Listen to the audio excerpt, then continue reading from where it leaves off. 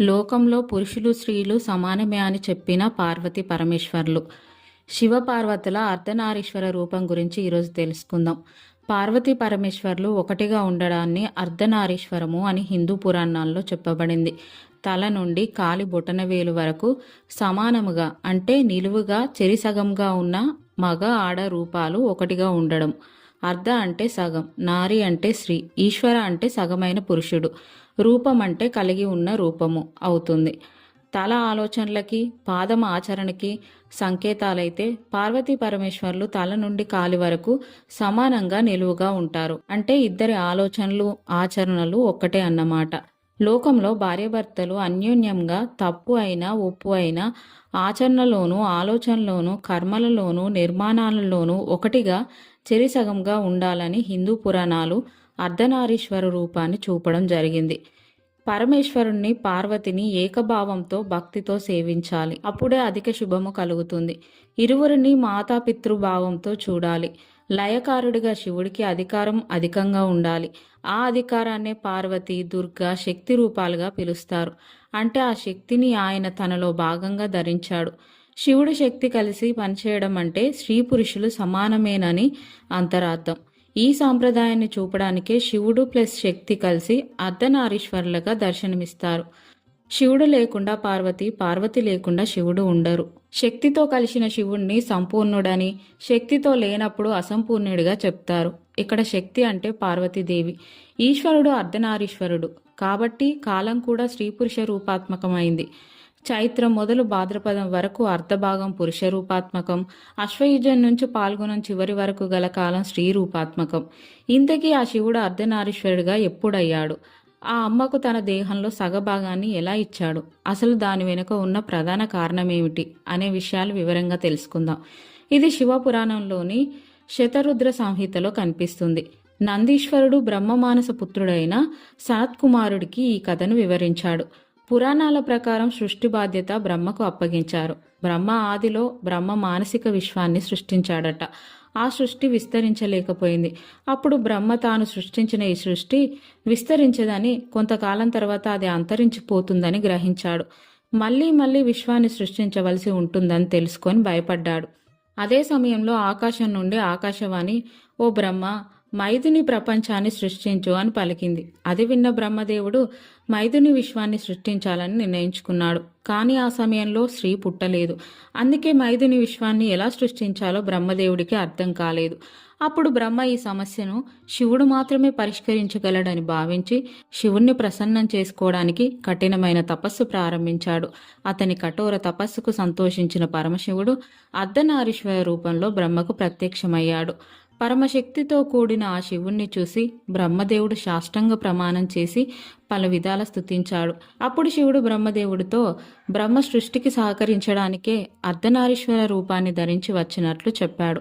అలా పలకగానే శివుడి పార్శ్వభాగం నుంచి ఉమాదేవి బయటకు వచ్చింది.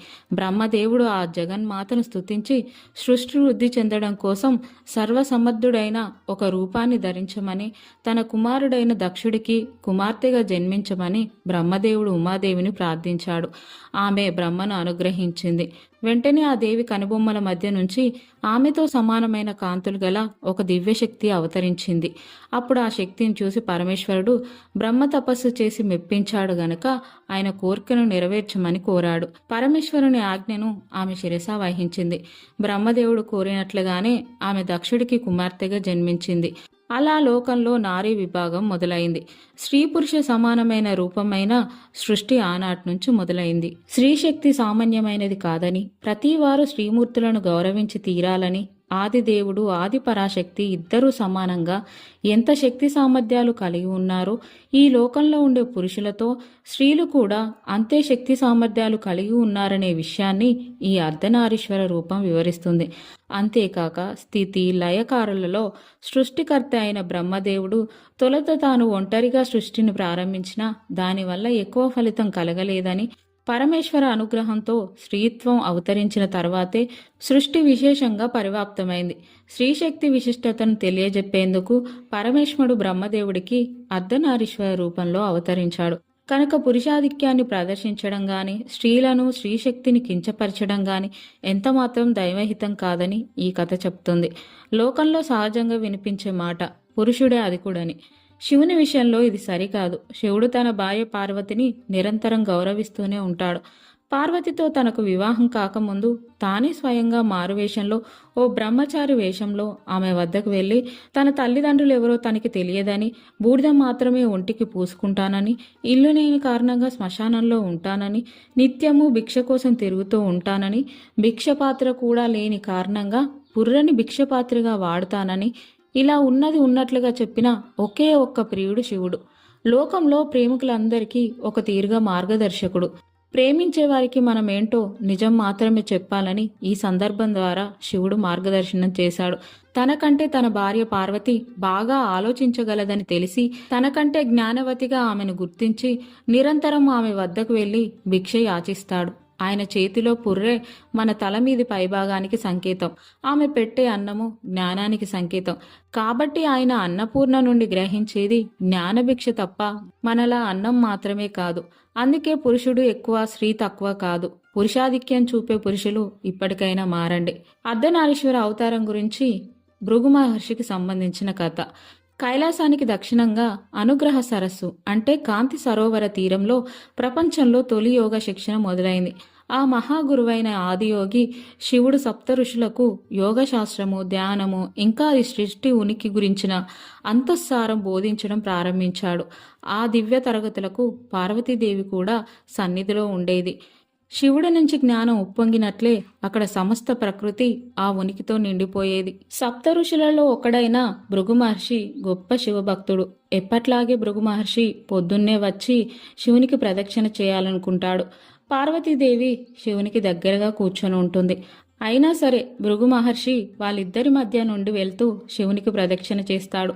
అతను కేవలం శివునికి మాత్రమే ప్రదక్షిణ చేయాలనుకుంటాడు, పార్వతీదేవికి కాదు. అది చూసి పార్వతి ఆశ్చర్యపోతుంది. అప్పుడు శివుని వైపు చూస్తుంది. శివుడు పార్వతితో దగ్గరికి జరుగు, తను నీకు కూడా ప్రదక్షిణ చేస్తాడు అంటాడు. పార్వతీదేవి దగ్గరికి జరుగుతుంది. ఇప్పుడు భృగు మహర్షికి కేవలం శివునికి మాత్రమే ప్రదక్షిణ చేస్తూ వెళ్లేందుకు వారి మధ్య తగినంత చోటు ఉండదు. దాంతో అతను ఎలక రూపంలోకి మారి కేవలం శివుని చుట్టూ మాత్రమే ప్రదక్షిణ చేస్తాడు. దాంతో పార్వతీదేవి చికాకు పడుతుంది. ఆమెను సంతోషపెట్టడం కోసం శివుడు ఆమెను తన ఒళ్ళో కూర్చోబెట్టుకున్నాడు. భృగు మహర్షి ఓ చిన్న పిట్ట రూపంలోకి మారి మళ్లీ శివుని చుట్టూ మాత్రమే ప్రదక్షిణ చేస్తాడు. పార్వతికి కోపం పెరుగుతూ ఉంటుంది. కాబట్టి శివుడు పార్వతిని తనలోకి భాగం చేసుకున్నాడు. అలా అర్ధనారి అవుతాడు. ఇది చూసిన భృగు మహర్షి ఓ తేనెటీగ రూపంలోకి మారి కేవలం కుడికాలు చుట్టూ మాత్రమే ప్రదక్షిణ చేస్తాడు. భృగు మహర్షి యొక్క చిన్న పిల్లవాడి తరహా భక్తి అమోఘం. కానీ అదే సమయంలో శివుడు భృగు మహర్షి తన భక్తిలో పడి ఈ సృష్టి యొక్క అంతిమ స్వభావాన్ని తెలుసుకోవడంలో విఫలం అవ్వకూడదనుకుంటాడు. కాబట్టి అతను సిద్ధాసనంలో కూర్చుంటాడు. ఇక భృగు మహర్షి కేవలం ఓ కాలికి కానీ లేదా శరీరంలో ఒకే భాగానికి కానీ ప్రదక్షిణ చేసే మార్గం ఉండదు. ప్రదక్షిణ చేయాలనుకుంటే తను స్త్రీత్వం ఇంకా పురుషత్వం ఉన్న ఈ రూపానికి ప్రదక్షిణ చేసి తీరాలి. అప్పుడు శివుడు పార్వతి ఒక్కరే అని, సమానమని భృగు మహర్షికి అర్థమవుతుంది. ఇదండి శివునికి సంబంధించిన అర్ధనారీశ్వర అవతారానికి సంబంధించిన 2 కథలు. మీరు శివభక్తులైతే కామెంట్లో ఓం నమ శివాయ, హరహర మహాదేవ, శంభో శంకర అని కామెంట్ చేయండి. ఈ కథలు మీకు నచ్చినట్లయితే వీడియోని లైక్ చేయండి, మీ ఫ్రెండ్స్కి షేర్ చేయండి. మా ఛానల్ని సబ్స్క్రైబ్ చేసుకోండి. పక్కన గంట సింబల్ వస్తుంది, నొక్కండి. నోటిఫికేషన్ ఆల్ సెట్ చేసుకోండి.